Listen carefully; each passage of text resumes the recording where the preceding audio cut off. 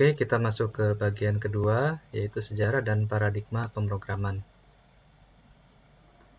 Sejarah bahasa pemrograman dimulai ketika pada tahun 1800-an ya, sudah dimulai tahun 1830 hingga 1840 ya oleh Charles Babbage, yaitu Analytical Engine.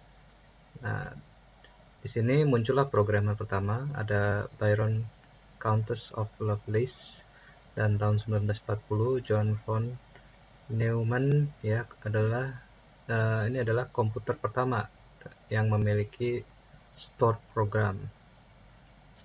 Jadi jangan dibayangkan pada zaman dahulu itu storage itu sama seperti sekarang gitu ya.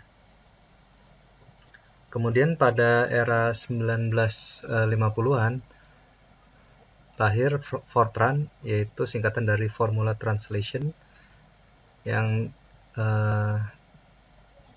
diciptakan pada tahun 1954 hingga 1957 oleh IBM. Dan Fortran ini memiliki struktur data ya seperti array ya, ada struktur loops ya, dan if statements. Kemudian pada tahun 1959 muncul bahasa pemrograman COBOL, yaitu Common Business Oriented Language, yang diciptakan oleh US DoD, itu Department of Defense.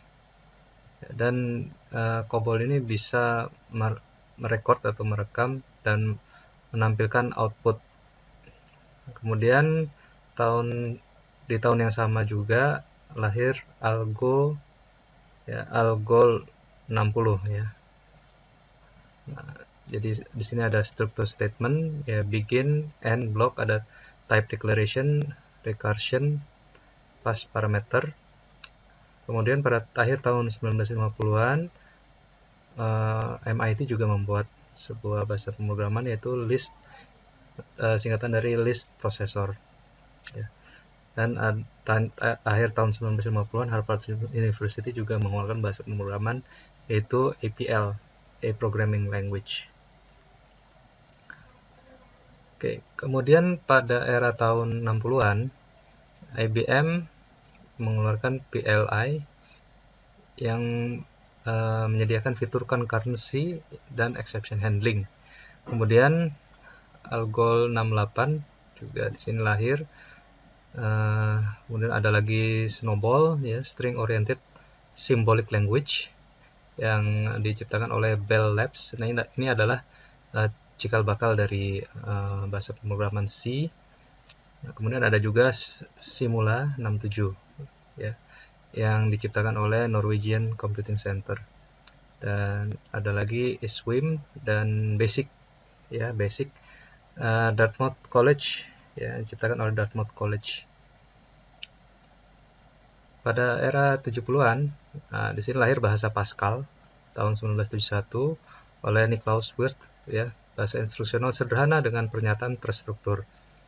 Nah, di sini tahun 1972 lahirlah bahasa C yang diciptakan oleh Bell Labs ya, tipe sistem sederhana dan runtime environment. MIT mengeluarkan CLU tahun 1974, dan tahun 1976 lahirlah Euclid yang diciptakan oleh University of Toronto, dan tahun 76 juga di sini lahir Mesa yang diciptakan oleh Xerox. Kemudian pada era tahun 80-an ya, sini ada bahasa pemrograman ADA ya, ADA tahun 83 yang diciptakan oleh Department of Defense. Modula 2 oleh Niklaus Wirth juga ya, tahun 82. Smalltalk oleh Xerox tahun 1980, dan C++ sini lahir sebagai pengembangan dari C di tahun 1980. Scheme ya oleh MIT tahun 75 sampai 78 ya, akhir 70-an. Kemudian tahun 78 ada ML ya, Edinburgh University, dan terakhir ada Prolog tahun 1972. Nah, ini adalah bahasa pemrograman logik yang pertama, yaitu Prolog. Tahun 90-an ya, di pertengahan 90-an, tahun 95 Sini lahir Java, ya, Gosling. Bahasa pertama yang dikeluarkan dengan API yang sudah dikembangkan. Dan bahasa-bahasa scripting lainnya seperti Perl, TCL, JavaScript, VBScript, Python, dan PHP di sini sudah banyak sekali berkembang. Nah, di era 2000-an, ya, .NET Framework yang dikembangkan oleh Microsoft sudah berkembang. Mono yang mengadopsi .NET Framework awalnya dikembangkan juga pada platform Linux. Nah, dari segi tingkatan, ya, bahasa pemrograman memiliki tingkatan yang berbeda-beda, mulai dari bahasa mesin atau machine language, ada bahasa rakitan atau assembly language, dan bahasa tingkat tinggi atau high level language. Bahasa mesin diawali dengan ENIAC dan EDVAC, komputer generasi pertama yang dikembangkan oleh John W. Mauchly dan John von Neumann pada Agustus 1944. ENIAC menggunakan decimal arithmetic, sedangkan EDVAC menggunakan binary arithmetic. Dan keduanya mengalami perubahan sangat besar setelah 4 dekade sejak EDVAC. Bahasa rakitan atau assembly dimulai sejak awal 1950, disebut juga sebagai symbolic machine language. Simbol yang digunakan untuk memfasilitasi aspek pemrograman, antara lain mnemonic opcodes, symbolic names, memory address, automatic assignment, dan address modes. High level language ini dimulai sejak akhir 1950-an, memiliki kemampuan untuk merepresentasikan algoritma yang kompleks. Dan keunggulan dari high level language ini adalah human oriented readability, artinya mudah dipahami oleh manusia, dan machine independent, jadi tidak tergantung lagi oleh mesin. Perbandingan antara machine language, assembly, dan high level, apabila kita ingin melakukan penjumlahan dua buah integer. Nah, inilah yang dilakukan oleh machine language. Kita harus merubah dua integer tersebut ke dalam bentuk biner. Kemudian kalau bahasa assembly, ya, kalau dalam bahasa assembly ini pakai bahasa yang sulit sebenarnya, ya, untuk dipahami oleh manusia, maaf. Jadi load A, add B, ya, store C. Nah, kemudian untuk high level, contoh ini misalnya dengan Pascal. Nah, ini mirip dengan penjumlahan, ya, dalam bentuk yang dipahami oleh manusia, yaitu C.2 sama dengan ini menandakan assignment A tambah B.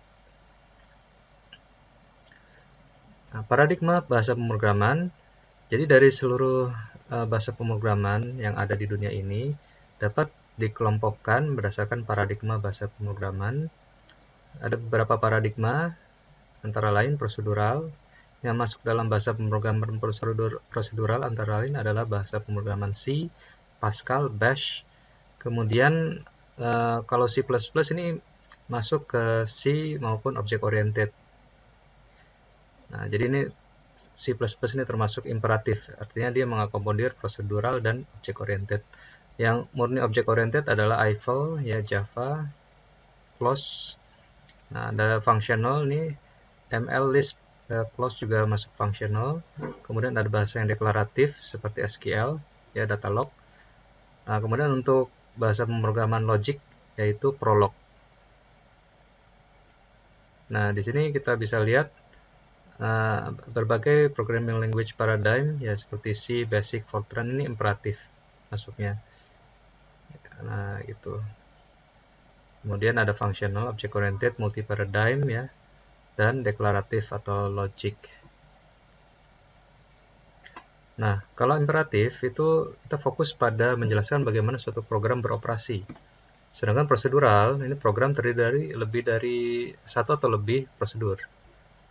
Untuk object oriented, program yang merepresentasikan konsep objek yang memiliki data field dan prosedur terkait yang disebut dengan method.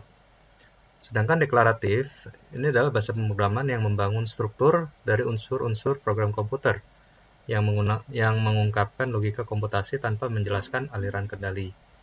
Fungsional membangun struktur dan unsur-unsur program komputer yang memperlakukan komputer sebagai evaluasi fungsi matematika.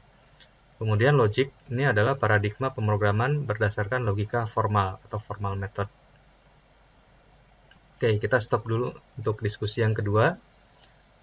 Dari berbagai macam jenis bahasa pemrograman yang ada, sebutkan beberapa bahasa pemrograman yang Anda ketahui.